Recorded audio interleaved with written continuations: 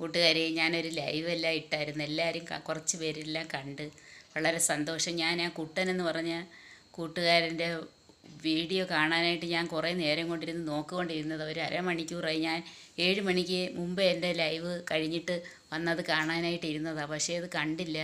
ഞാൻ ഇനി നാളെ ഞാൻ നോക്കി വയ്ക്കാം.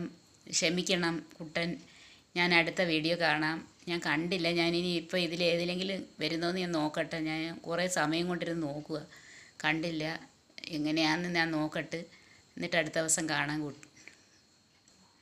അതുകൊണ്ട് ഞാൻ ഒരു വീഡിയോ ഇടുകയാണ്. എല്ലാവരും സപ്പോർട്ട് ചെയ്യണം. എനിക്കൊരു കാര്യം പറയാനുണ്ട് കൂട്ടുകാരെ. നമ്മളെല്ലാവരും ഈ പല ആളുകളുടെ ചിന്താഗതികൾ പലതായിരിക്കും. നമ്മൾ വിചാരിക്കുന്ന കണക്കൊന്നുമല്ല കാര്യങ്ങൾ. ഇപ്പോൾ 2 പേര് കൂടുകയാണെങ്കിൽ എപ്പോഴും മൂന്നാമൻ്റെ കാല് വരും. അതൊരു ഫ്രണ്ട്ഷിപ്പിൻ്റെ ഒരു റൂളായിട്ട് വേണമെങ്കിൽ പറയാം. എപ്പോഴായാലും ഉടനെ തന്നെ മൂന്നാമൻ്റെ കാല് വരുന്ന ഒരു പ്രവണതയാണ് കണ്ടുവരുന്നത്.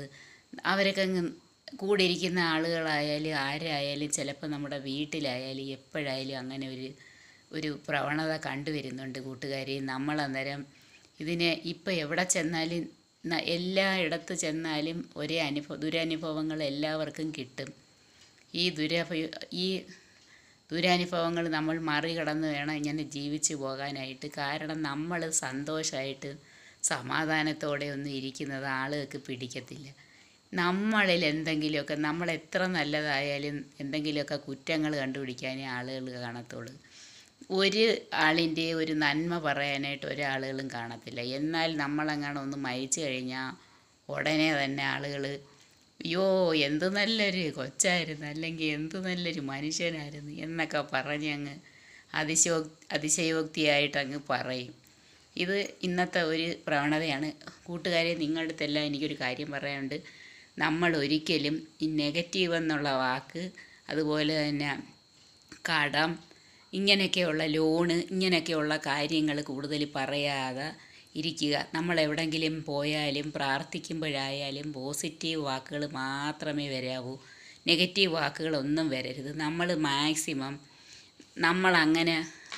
നമ്മൾ പ്രതീക്ഷിക്കുന്നതാണ് നമുക്ക് വന്ന് ഭവിക്കുന്നത്. നമ്മൾ ഒരു കാര്യം നമ്മളിങ്ങനെ എപ്പോഴും നല്ല കാര്യങ്ങൾ ചിന്തിക്കുകയാണെങ്കിൽ നമുക്ക് എപ്പോഴും നല്ലത് തന്നെ വന്ന് ഭവിക്കും. നമ്മൾ ഒരൊറ്റ ചിന്തകൾ പോലും വേറൊരു ചിന്ത നമ്മുടെ മനസ്സിൽ വരരുത്.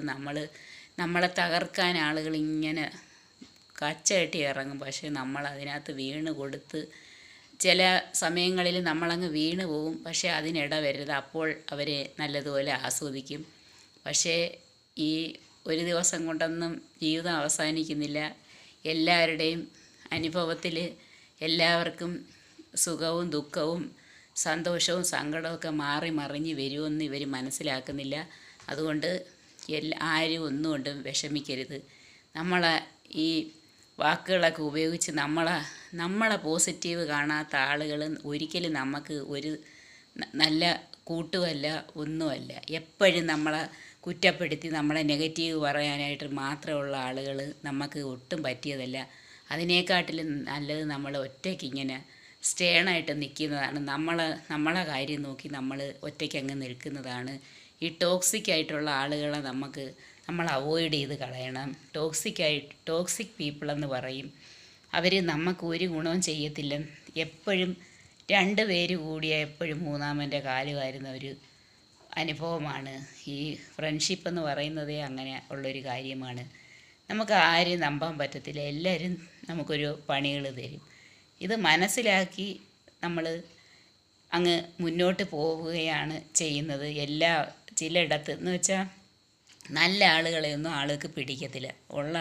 ചുരുക്കത്തിൽ പറഞ്ഞാൽ ഇപ്പം നമ്മൾ എവിടെയെങ്കിലും ഇരുന്ന് ജോലി ചെയ്യുകയാണ്, വലിയ ഉയർന്ന ഉദ്യോഗസ്ഥരും ചിലരൊക്കെ കൈക്കൂലി വാങ്ങിക്കാൻ താല്പര്യമുള്ളവരായിരിക്കും. അപ്പോഴായിരിക്കും ആ ഓഫീസിൽ ഒന്നും വാങ്ങിക്കാൻ ഇഷ്ടമല്ലാത്ത അവരെ അങ്ങ് അവിടെ തഴയപ്പെടും, ഒറ്റപ്പെടും. സത്യത്തിൽ അവർ നല്ല വ്യക്തികളല്ലേ ആണ് എന്ന് പറഞ്ഞ കണക്കാണ് ഈ സ്ഥിതിഗതികൾ. ആളുകൾ അതുകൊണ്ട് എല്ലായിടത്തും നമ്മളെ തളർത്താനായിട്ടുള്ള ആളുകളെ കാണും.